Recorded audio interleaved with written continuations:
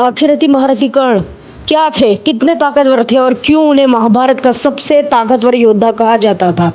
देखिए, कर्ण इस पूरी महाभारत के सबसे ताकतवर योद्धा थे, इसमें तो कोई दो राय नहीं है। और ये भी बता दूं कि जो लोग सोचते हैं कि अर्जुन कर्ण से ज़्यादा ताकतवर था, ये बात गलत है। ये मैं पहले ही आप सबको क्लियर कर देना चाहता हूँ, और ये वीडियो देखने के बाद ही आपको अच्छे से क्लियर हो जाएगा कि कर्ण और अर्जुन में कौन ज़्यादा महान था। और बात करें गंधर्व युद्ध की, तो गंधर्व युद्ध के बारे में मैंने पहले से वीडियो बना रखी है। कॉपीराइट इशूज़ की वजह से उसके कुछ बार डिलीट करने पड़े ताकि वो वीडियो आप देख सकें, बट टेंशन मत लीजिए, आगे और एडिट करूँगा और ऐसी ही अच्छी वीडियोज़ आपके लिए लेकर आऊँगा जिससे आप ये पता कर सकें कि आखिर कर्ण कितने महान थे। और इस वीडियो और इस चैनल पे इस वीडियो के अंदर हम अति महारथी कर्ण के बारे में ही जानेंगे, उन्हीं के विशेष पर चर्चा करेंगे और कुछ मिथ्स को बस्ट करेंगे। तो चलिए आइए आज की इस वीडियो को स्टार्ट करते हैं। सबसे पहला पॉइंट, गंधर्व युद्ध। तो उसके बारे में हम पहले ही डिस्कशन कर चुके हैं, बट आइए एक और बार इसके बारे में डिस्कशन कर लेते हैं। तो देखिए, सबसे पहली बात कि जो गंधर्व थे, ये इनका प्री प्लान था कि ये लोग कौरव पे वार करेंगे, बट कौरव तो नहीं जानते थे ना कि यहाँ पे उन्हें युद्ध करना है। देखिए, आप एक एग्जाम्पल से समझ सकते हैं कि आप कहीं घूमने गए हैं, मान लीजिए अपनी नानी के यहाँ घूमने गए हैं। देखिए, मैं यहाँ पे दूसरा एग्जाम्पल ले आऊँ, इसलिए बुरा मत मानिएगा। और वहाँ पे आप भले एक बहुत ही ताकतवर इंसान हो, बट अगर कई सारे लोग आप पे हमला कर देंगे और आपको उसके बारे में पता भी नहीं है, तो भी आपको दिक्कत होगी उससे लड़ने में। लेकिन वहाँ पे तो सबने कर्ण को ही आगे कर दिया था, इसीलिए उन्हें गंधर्वों से फाइट करनी पड़ी थी, और चित्रसेन से भी। कर्ण ने गंधर्वों को पहले हराया, चित्रसेन भी इन पे भारी नहीं पड़ पा रहे थे। तब जाके दोनों ने एक साथ माया का प्रयोग किया, और माया को खत्म करने के लिए, माया को मिटाने के लिए कर्ण को दिव्यास्त्रों का प्रयोग करना पड़ता। और दिव्यास्त्रों का प्रयोग वो कर नहीं सकते थे क्योंकि उनके पास उनका दिव्य विजय धनुष नहीं था, और अगर वो होता तो साधारण तीरों से ही कई गंधर्वों को मार गिराते। जैसा कि मेंशन मिलता है बोरी के अंदर कि अर्जुन ने आते ही अग्नियास्त्र से 10 लाख गंधर्वों को मार डाला था, तो उस हिसाब से तो कर्ण के पास भी अग्नियास्त्र था, वरुणास्त्र था और पाशुपतास्त्र भी था। इसके बारे में हम किसी और दिन किसी और वीडियो में चर्चा करेंगे।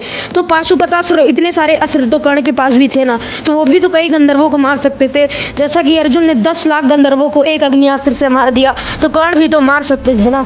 तो पहले इसके पीछे की लॉजिक समझा करिए, ऐसे ही मत बोलने लगा करिए। और ये वीडियो अंधभक्त ना देखिए, यहीं छोड़ दें, क्योंकि आगे और भी रियलिटी पता चलने वाली है।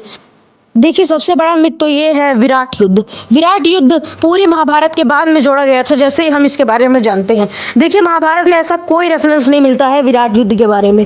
विराट युद्ध लिटरली हुआ ही नहीं था। देखिए, अब जैसे कि दिग्विजय यात्रा कर्ण की, उसका रेफरेंस हमें हर जगह मिलता है कि कर्ण ने इतने सारे योद्धाओं को हराया, तो उन्होंने डेफिनेटली दिग्विजय में ही हराया होगा, क्योंकि और कहीं पे तो ऐसा मेंशन मिलता नहीं है। तो इसी हिसाब से जो विराट युद्ध है उसका भी मेंशन कहीं नहीं मिलता है।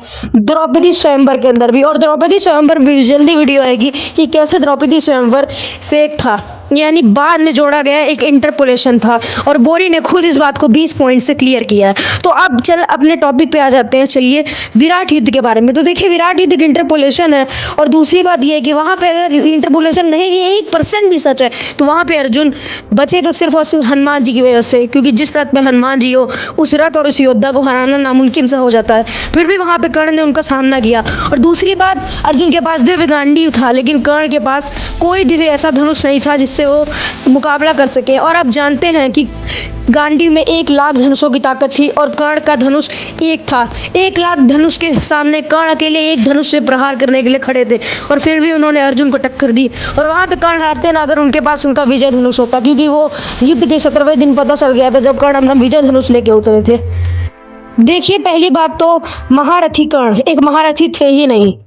देखिए, कर्ण एक अति महारथी योद्धा थे। इसका रेफरेंस मैं इस बात से जरूर दे सकता हूँ कि जब कर्ण ने 100 से ज्यादा महारथी भानुमति स्वयंवर के अंदर आए थे, लेकिन कर्ण ने सबको पराजित कर दिया था और अपने मित्र दुर्योधन की ढाल बन गए थे। उन्होंने 25 से ज्यादा महारथियों को सिर्फ तलवार लेकर पराजित कर दिया था, जो भी एक बहुत बड़ी बात होती है। और यहीं से क्लियर होता है कि कितने पावरफुल थे कर्ण तलवार चलाने में भी। वो हर एक विद्या के अंदर निपुण थे, समझे। देखिए, आपको ये बात तो पता ही होगी कि कर्ण ने दिग्विजय की थी और पूरी दुनिया को दुर्योधन के अधीन कर डाला था। यानी पूरा कर्ज वो चुकाया, उसने चुकाया था पूरी दुनिया को दुर्योधन के अधीन करके, लिटरली। अब आप इस बात का मतलब समझ रहे हैं। और मेरा एक दोस्त, उसकी बात सुन के मुझे हंसी आ रही थी। मैंने कहा जा तू पहले महाभारत पढ़ते आ।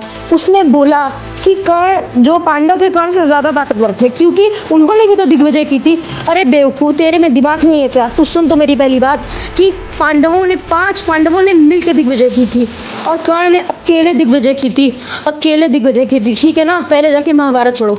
तो चलिए आज के लिए इस वीडियो को यहीं पे ख़त्म करते हैं और फिर मिलेंगे नए टॉपिक के साथ, जो कि होगा विराट युद्ध, जिसको भी हम क्लियर करेंगे द्रौपदी स्वयंवर के बारे में, जो फेक बताया गया है कि कर्ण ने द्रौपदी को वेश्या बोला था, इसके बारे में भी हम पूरा क्लियरेंस लेंगे।